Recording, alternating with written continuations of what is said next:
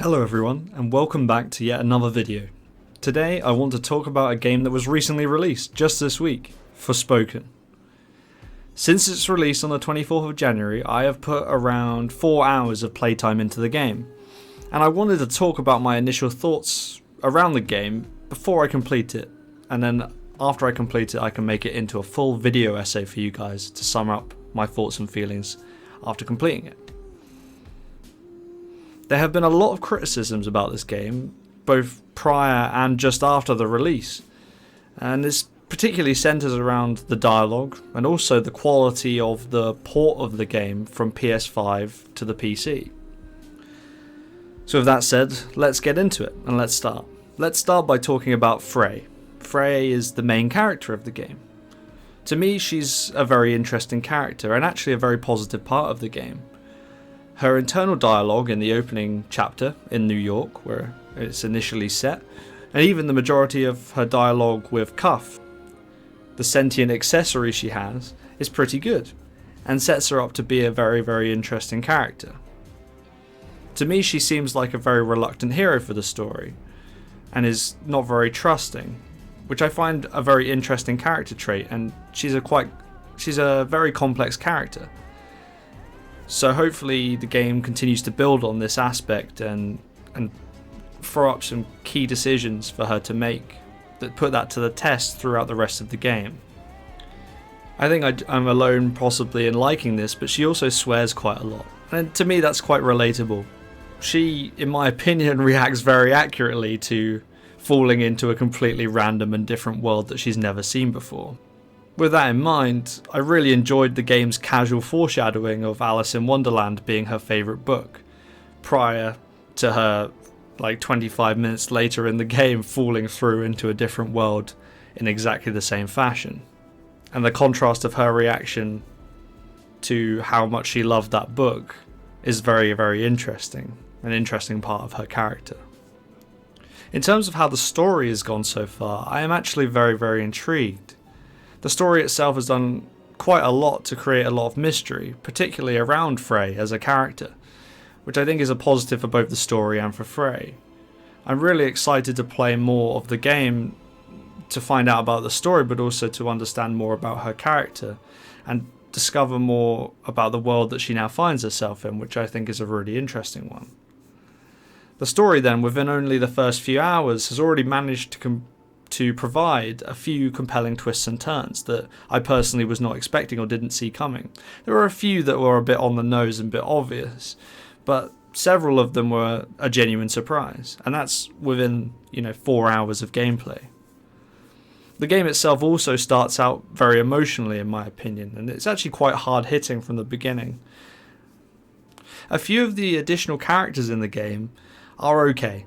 I think there could be a bit more to them, and I'm hoping that they will build and develop them as the game goes on. But as a start, the secondary characters of the game are quite interesting, and they do add to the story somewhat. I think that just about covers my early thoughts on the characters and story, but now I would like to talk specifically about the actual gameplay, which I think is part of where a lot of the criticism has come from. But rather than start with the criticisms, I'd like to actually start with what I like about the game so far, having played 4 hours of it. For starters, I really like the combat and the spells system of the game. Being able to quickly dodge and parkour around whilst in a battle is actually really, really fun, and it does give the encounters in the game a high pace that contrasts well with the often slow, medium-paced exploration of the world. Being able to use this parkour to navigate the world is also really helpful. The only part of the combat I'm not really a fan of is that the combat grades you. That's just my own personal preference. I don't really like that in games, but I can see how others may enjoy it. The movement itself, both around the world and in combat, does take some getting used to. But once you learn and adapt to it, you do get a bit more of an understanding, and it flows really nicely. And you can actually start to feel very, very accomplished in the combat that you do. The game actually has quite a lengthy tutorial section, and builds up your knowledge of how to play the game over time. It does feel in places very hand-holdy, like it's guiding you through a bit too much and you could do with a bit more freedom. But I think overall, because there's so much to learn about it, it's actually quite useful overall. It sort of outweighs the negatives of it.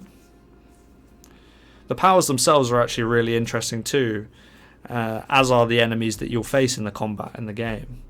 I really like the concepts for the spells. I think they're a really, really cool element, because I like the idea that all of the spells draw on the earth in some way. They feel very elemental, and that's kind of an awesome thing. You know, drawing vines out of the ground or, throwing chunks of earth at people. I think that's just such a raw and cool concept for spells, rather than, ice spells, fire spells that you get in other games. The music of the game also sets the tone really nicely, in my opinion, adds a nice background to the exploration of the game, as well as giving clues to the player, such as the presence of enemies nearby. With regards to this, between the music and the UI of the game, the player is kept really well informed of what is happening directly around them.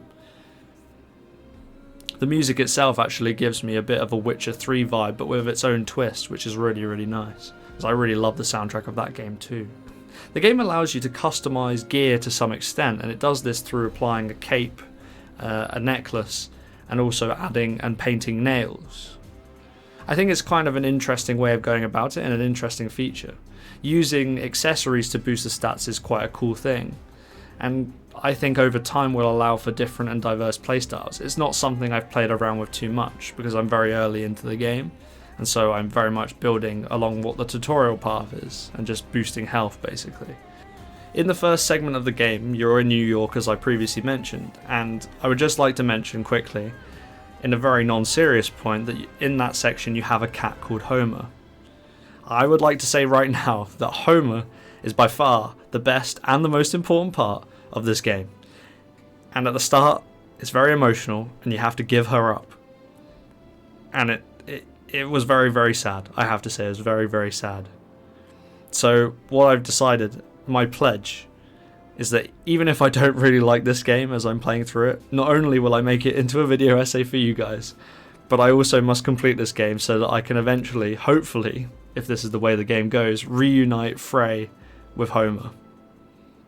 My final positive point is that I think the game world itself, the world that she gets sucked into, Athia, is very, very beautiful. I'm a big fan of the style of the game as well as the colour palette used. It also makes it very easy to spot things you require, or you might acquire, as they stand out against the paler backdrop of the rest of the world by glowing purple or glowing blue, for example. With that said, I'm not too sure if my PC is doing the game justice. I think maybe I need to upgrade soon, because in places it's really struggling with the game, and again I'm not sure whether that comes down to the PC or the port. I hope it's okay in the video that you've seen in this video. To be honest, that is probably the perfect segue and perfect time to move on to what I haven't really liked about the game so far, and some criticisms that I have of it. As I previously just mentioned, my PC has been struggling at times with the game, even on the standard or the low graphics settings. Whilst my PC is quite old and does need replacing, I know I can't really hold the game accountable for that, but I can say that the game itself does already feature distinct lag and bugs within it. As you will see on screen now, I literally encountered the bug within the first hour of playing, in which Frey turns invisible when I press sprint. It's really the only major bug I have found, but I think that with the lag in combination have led to quite a fair criticism of the game from a lot of the player base. And I have seen a lot of talk online about the game being a bad port over from the PS5 to the PC. So I'm not really very knowledgeable on that, to hold my hands up and be completely honest. I'm not really truly sure if it is the port or if it's my PC at times, or a mixture of both. But I do feel that bugs like this make it hard to justify the price of the game at £65. As good as the story or the characters may be, and as compelling as they may be. You know, as good as everything I listed above, does it justify that price? Another frustration I have with the game is the dialogue and cutscenes, which I think is something that's been criticised quite a lot online too.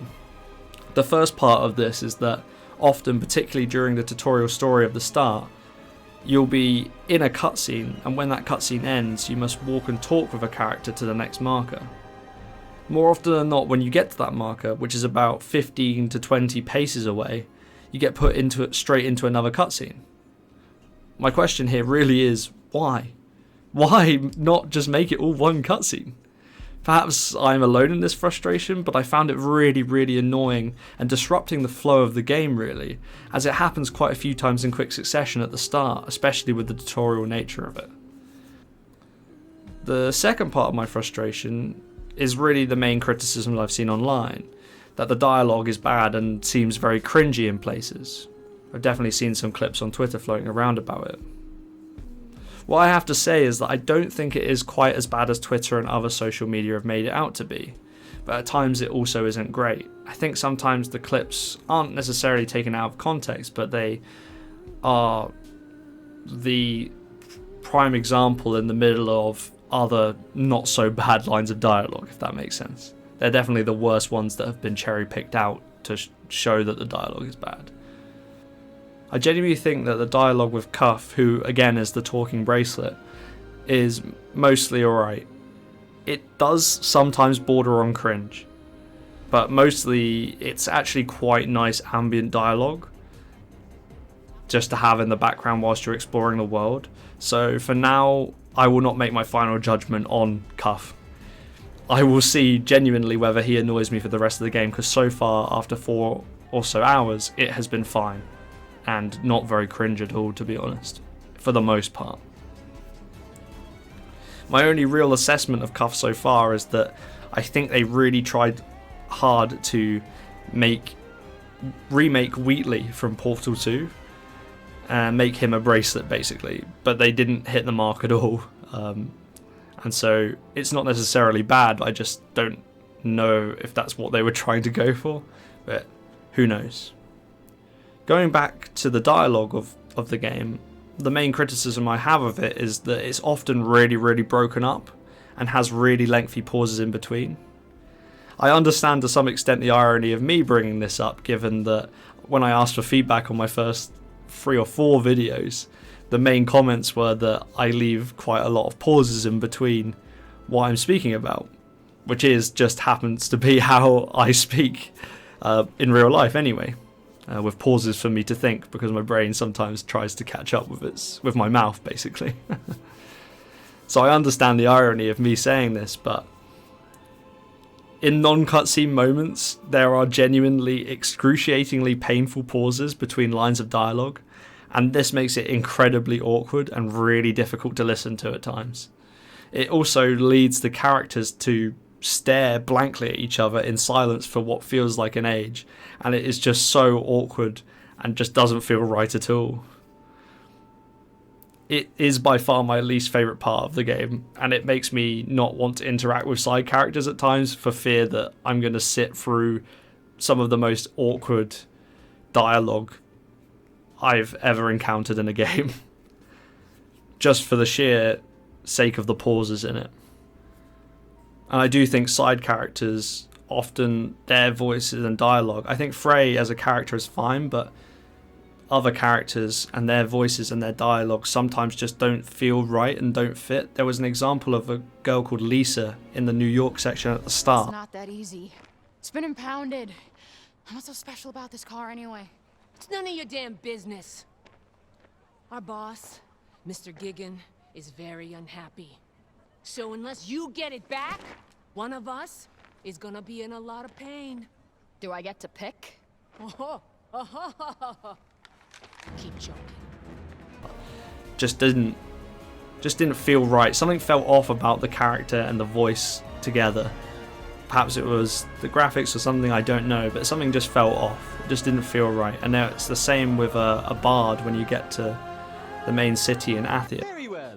Then allow me to regale you with The Ballad of the Enormously Clever Person of Sipal. Is that really the best title he could come up with? It feels, something just felt off with both of those characters, and they're stuck in my mind like that. So there you have it, really. That is my summary of Forspoken so far. Obviously a lot of good, and also a substantial amount of bad. I don't want to be overly critical of the game straight away. I will reserve my judgment for when I finally finish it. And I am definitely still looking forward to playing through the game and understanding and experiencing the story. And I think genuinely the world is a very, very interesting one. But in terms of gameplay and dialogue, I think sometimes the mark is missed, especially for a game that is charging you £65. And that's my honest summary of it so far, is that I would genuinely wait to experience the game on sale, at least at least for half the price, if not more. As I said, I'm still really looking forward to playing through it, so I can make a bigger video essay summing it all up for you guys, hopefully in a few weeks' time. With that said, thank you very much for watching this video. I know it's slightly different from what's come previously, so I really hope you enjoyed it. And again, as always, please leave any feedback or suggestions in the comments below, and if I do take too many pauses, feel free to tell me that in the comments too. I do genuinely appreciate the constructive criticism that I've been getting, so thank you guys once again for sending all that in and for supporting me. I really, really do appreciate it. So yeah, check out my other videos and video essays that are on the channel. Links will be in the description and hopefully in the recommended as well. And yeah, subscribe if you enjoyed, and leave a like. Please take care of yourselves, and peace.